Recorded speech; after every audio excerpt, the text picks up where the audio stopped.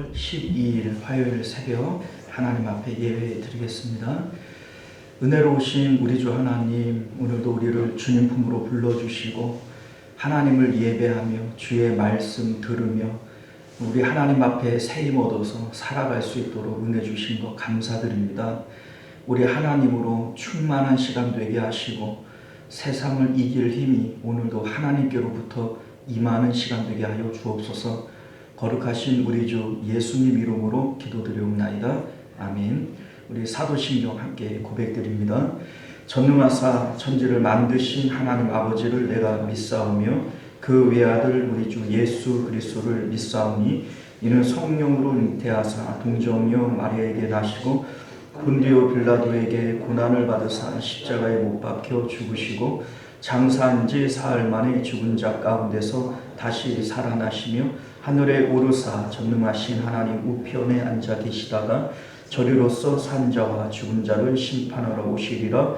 성령을 믿사오며 거룩한 공예와 성도가 교통하는 것과 죄를 사하여 주시는 것과 몸이 다시 사는 것과 영원히 사는 것을 믿사옵나이다.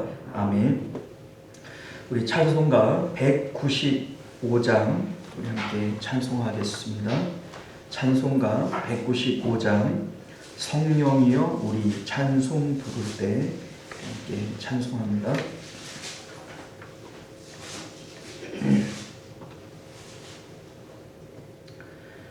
성령이여 우리 찬송 부를 때 진심으로 찬양하게 하소서. 성령이여 우리 기도 드릴 때 우리 곁에 계셔 일러 주소서. 성령이여 우리 성경 읽을 때 그 속에서 빛을 보게 하소서. 성령이여 우리 전도할 때에 지혜로운 말씀 주시옵소서. 성령이여 우리 겸손해져서 우리 주와 같이 되게 하소서. 아멘. 자, 하나님 말씀 봅니다. 사도행전 1장 12절에서 14절까지 말씀 우리 함께 교독하여 읽도록 하겠습니다. 12절에서 14절까지 교독해서 읽습니다. 제자들이 감람원이라 하는 산으로부터 예루살렘에 돌아오니 이 산은 예루살렘에서 가까워 안식일에 가기 알맞은 길이라.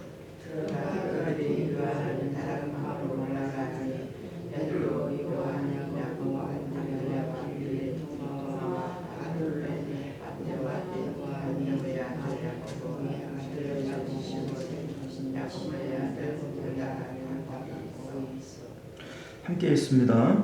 여자들과 예수의 어머니 마리아와 예수의 아우들과 더불어 마음을 같이하여 오로지 기도에 힘쓰더라. 아멘. 자, 함께 기도하겠습니다. 은혜로우시고 자비로우신 우리 주 하나님, 우리가 오늘도 주님의 복된 말씀을 통하여 하나님의 깊으신 뜻을 깨닫는 귀한 은혜 있도록 역사하여 주옵소서. 거룩하신 예수님 이름으로 기도드리옵나이다. 아멘. 자, 오늘 우리는 함께 읽은 본문의 말씀을 중심으로 우리가 드릴 기도와 받을 응답이라고 하는 제목으로 하나님 말씀 함께 나누도록 하겠습니다. 우리가 드릴 기도와 받을 응답. 오늘 본문의 말씀은 예수님께서 승천하시고 제자들과 이제 120여 명의 이 문도들이 모여서 우리가 이제 소위 마가의 다락방에서 기도했다, 우리가 알고 있는 그곳에 모여서 오로지 기도에 힘썼다. 오늘 이제 본문은 그렇게 말씀하고 있습니다. 우리 읽지 않았지만 15절을 보면 모인 무리의 수가 약 120명이나 되더라, 이렇게 기록이 되어져 있죠. 자, 오늘 초대교회가 예루살렘에서 드리고 있는 이 기도의 내용, 또 기도의 모습들이 시대와 장소를 불문하고 모든 이 땅의 성도들이 해야 할 기도의 내용과 기도의 장소이다라고 하는 것을 여러분들 믿으실 수 있기를 바랍니다. 이것은 단순하게 그 당시에 이 사람들이, 그 제자들이 기도했다 이 얘기가 아니에요. 그리고 그들이 기도해서 오순절에 성령 충만을 받았지 않느냐, 이렇게 끝날 내용이 아니라 성경에 나온다라고 하는 이 내용은 오늘날 우리들에게도 적용점이 있는 것이고 오늘날 우리들에게 모범이 되어지는 것이다, 이렇게 받아야 되는 겁니다. 그래서 초대교회 때 이 제자들이 모여서 기도했던 이 내용들, 또 이 시점들, 이것이 시대와 장소를 불문하고 모든 성도들에게 주는 그러한 모범적 내용들이 있는 것이다. 우리가 이것을 기억하실 수 있기를 바랍니다.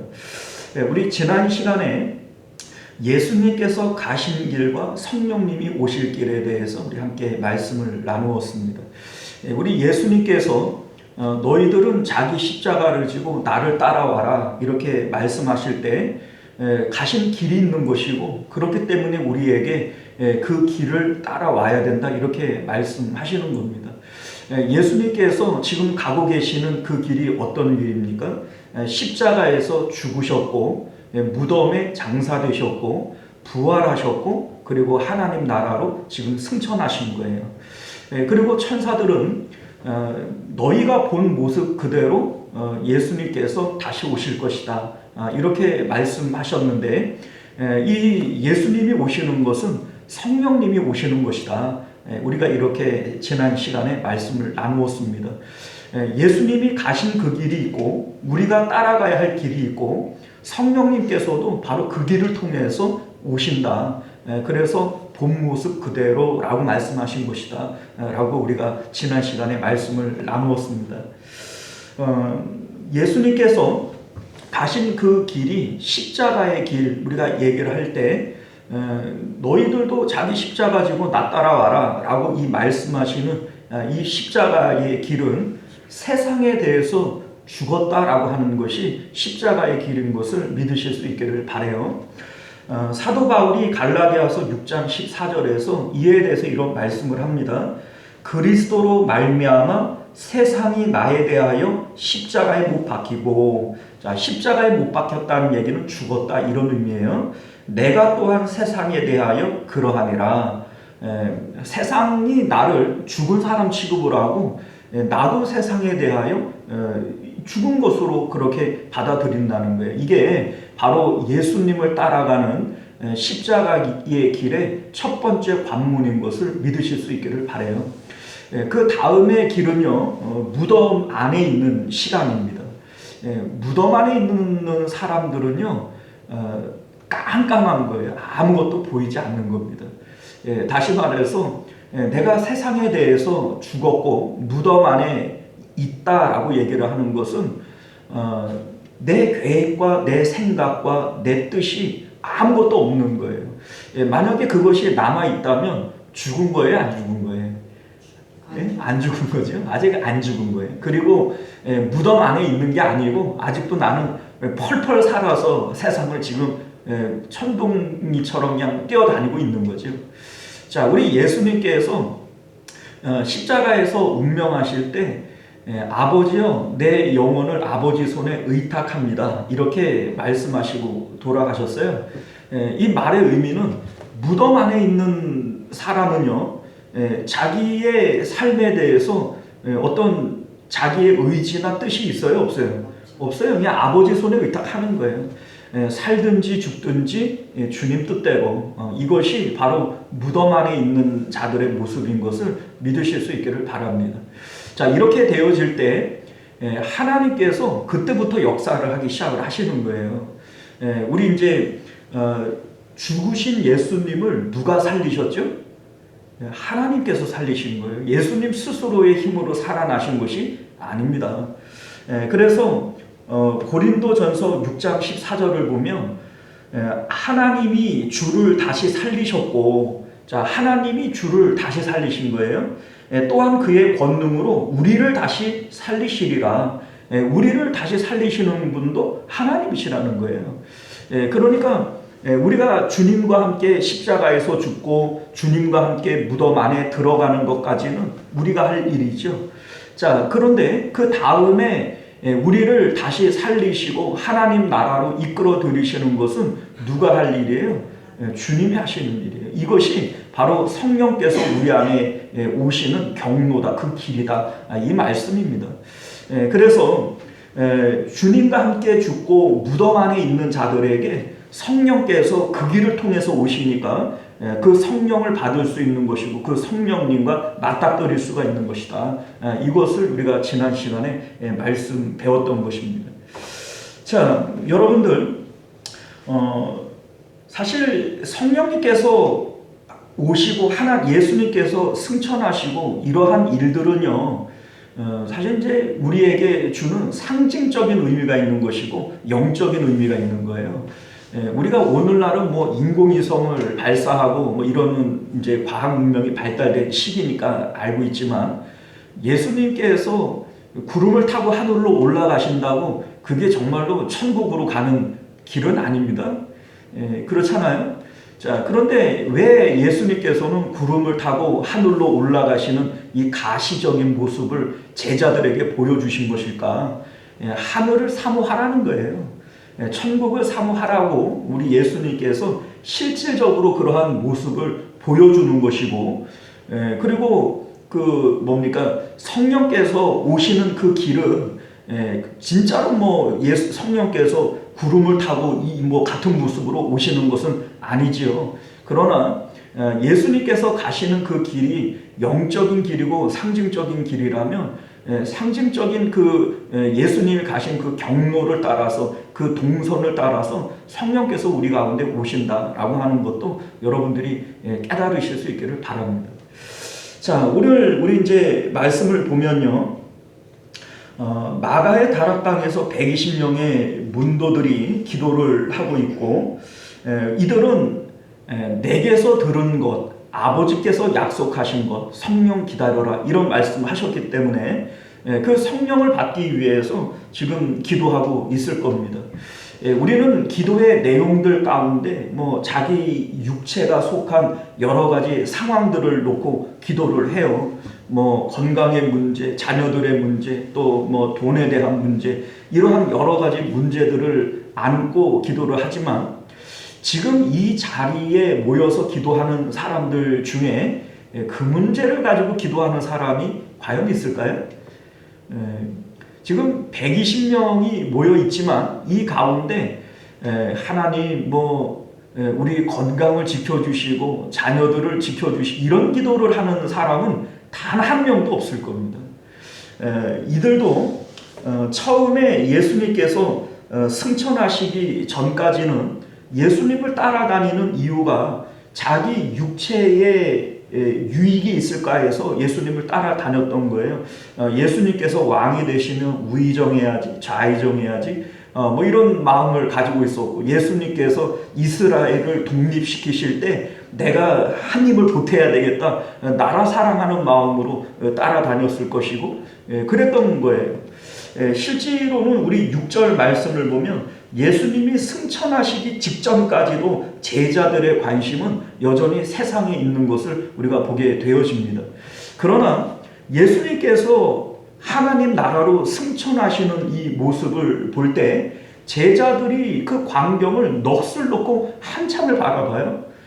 그리고 이제 천사들을 통해서 너희가 어찌하여 이러고 있냐, 성령 받아야지, 예수님 다시 오신다고 그랬지 않느냐, 이런 말씀을 하실 때 이제 이들의 관심사는 더 이상 세상에 있는 게 아닙니다.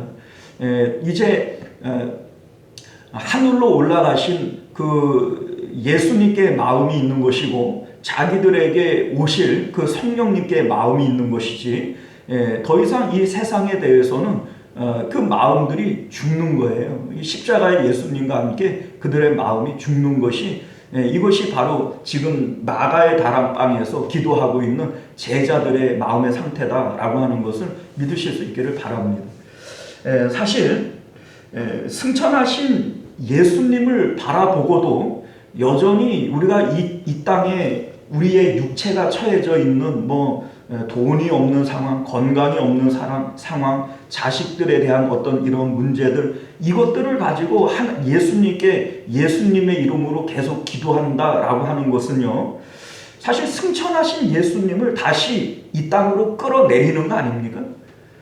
그러니까 사실은 예수님께서는 그러한 기도에 응답하실 필요도 없고, 또한 그 기도에 예수님은 관심조차 없어요. 그냥 우리끼리 그냥 나오는 차 그냥 그런 기도를 하는 거지, 예수님께서 그런 기도에 응답하실 필요도 없는 것이고 응답하실 수도 없는 겁니다. 왜냐하면 예수님은 제자들에게 끊임없이 내가 대제사장과 서기관들에게 고난받고 십자가에서 죽을 거야, 죽음을 통해서 이 세상을 빠져나갈 거야, 이렇게 말씀하셨고 제자들은 그 말을 믿지 않았고 받아들이지 않았지만은 실질적으로 부활하시고 승천하시는 예수님을 보면서 이 예수님 말씀하신 것이 바로 이 얘기구나, 이제는 이거를 받아들일 때가 되어진 거 아니에요?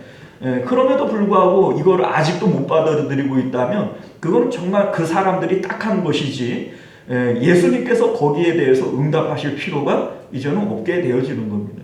그래서 야고보서 4장 3절 이하를 보게 되어지면 구하여도 받지 못함은 정욕으로 쓰려고 잘못 구하기 때문이다, 이렇게 말씀하시는 것이고, 가늠하는 여인들아 세상과 벗된 것이 하나님과 원수됨을 알지 못하느냐, 이렇게 말씀하고 있는 겁니다.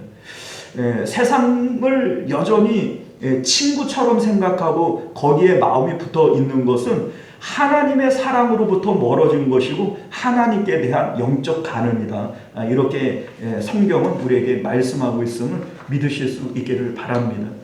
자, 그렇기 때문에 지금 예루살렘에서 초대교회 성도들이 기도하고 있는 이 모습은 시대와 장소를 불문하고 이 세상에 있는 모든 성도들의 기도의 마음, 기도의 내용들이 이러해야 된다는 거예요. 그러니까 이거는 단순하게 그들이 그렇게 기도했대가 아니라 오늘날 우리들도 이러한 마음으로 기도하는 것이 복음적 기도인 것이고 우리 주님께서 원하시는 기도다라고 하는 것을 믿으실 수 있기를 바랍니다. 예수님은 하늘나라로 올라가셨고 성령님은 아직 우리 마음 가운데 오시지 않았어요.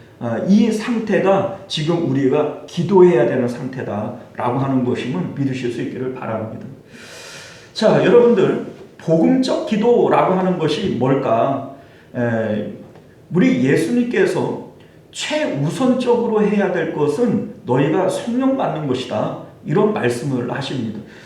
예루살렘과 땅끝까지 이르러 복음을 전해야 된다라고 말씀하시고, 이것이 우리에게 전해지는 지상명령, 최고의 명령이에요. 가장 높은 그런 명령입니다. 그럼에도 불구하고 예수님은 예루살렘 떠나지 말라, 전하라면서요. 근데 왜 안 떠나야 되죠? 성령 받고 떠나야 된다는 거예요. 그러니까 가장 시급한 문제는 성령을 받아야 되는 문제고, 또한 우리가 그것을 위해서 기도할 때 하나님께서 우리에게 주시는 최고의 선물 또한 성령이시다라고 하는 것을 여러분들이 믿으실 수 있기를 바라요.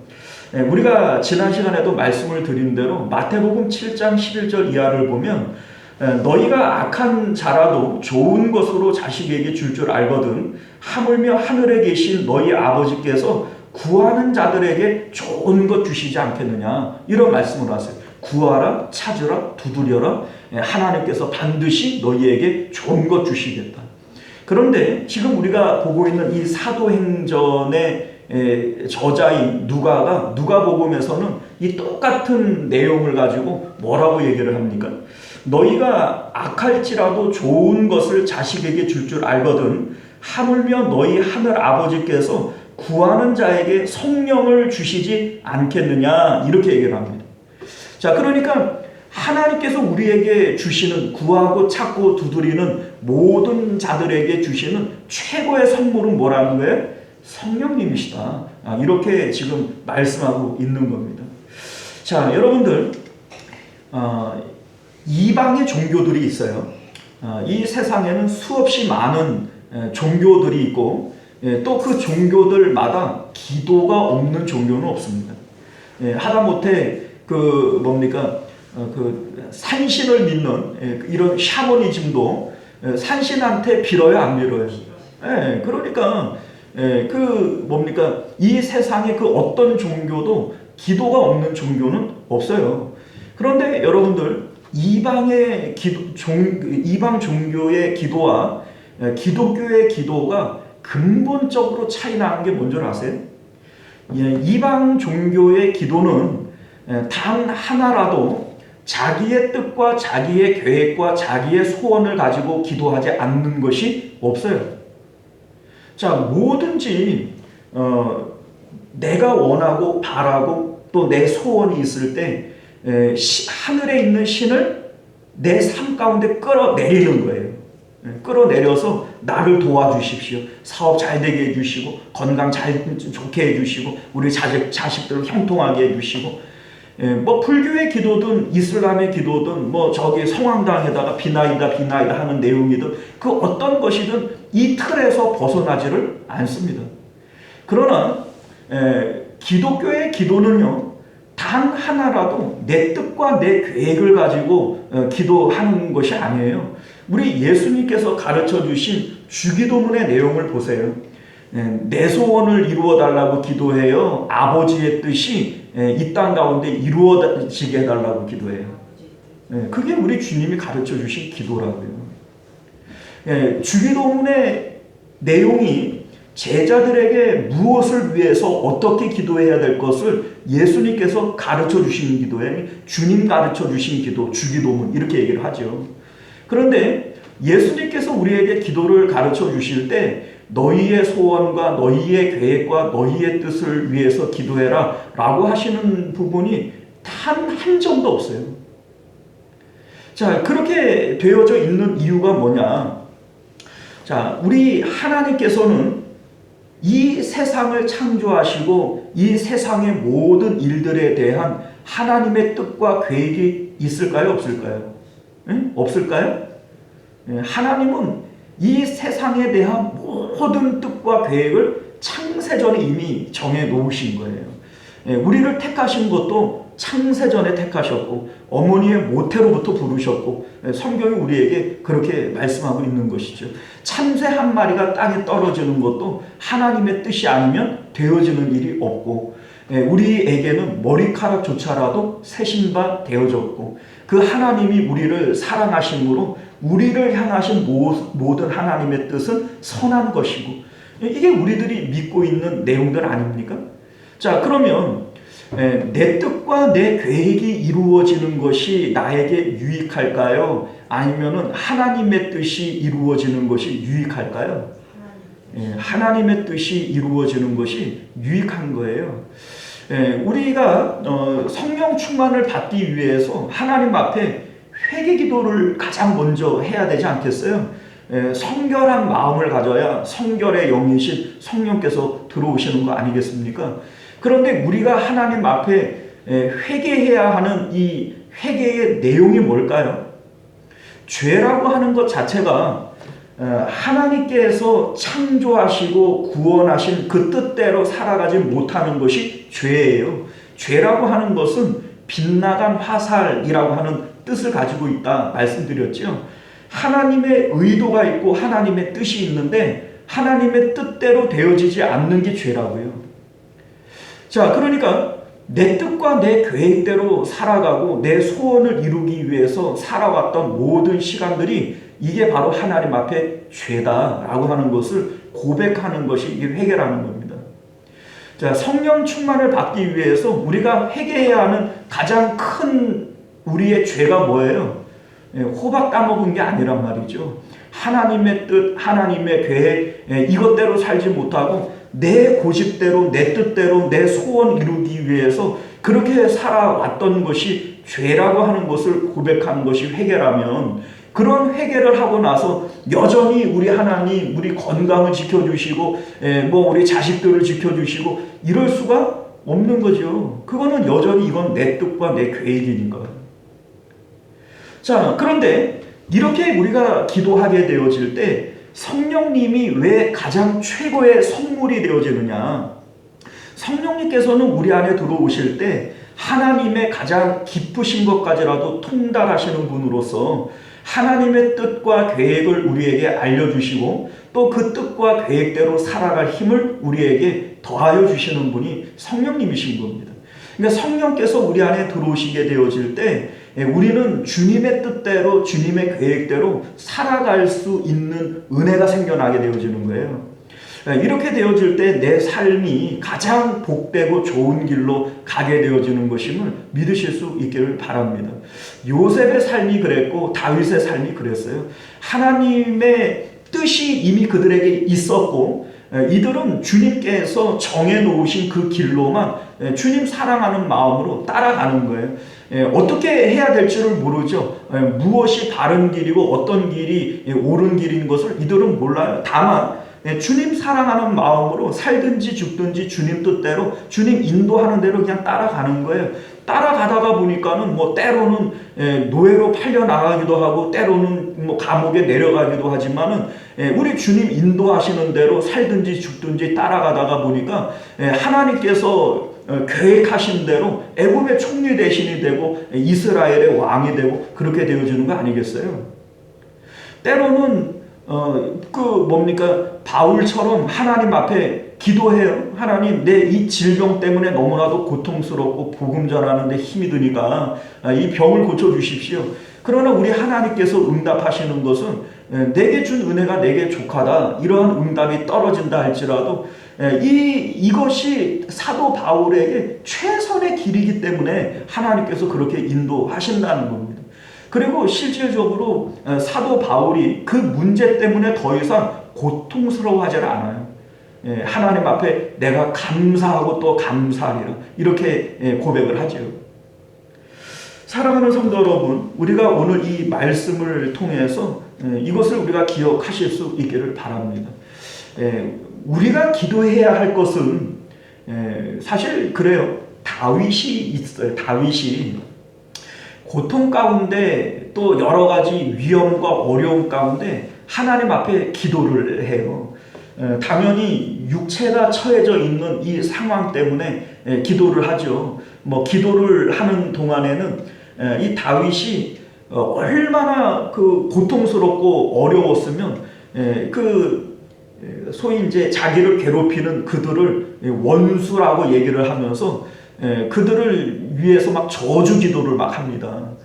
그죠? 막 다윗이 그 입에서 막 저주가 나와요. 그들의 그 자녀들이 고아가 되게 하시고, 그들의 집이 거름터미가 되게 하시고, 막 저주를 해요. 그런데 이 다윗이 기도를 마칠 때에는 아침에 내가 깰 때에는 주의 형상으로 만족하리라. 이러면서 기도를 마칩니다. 그죠?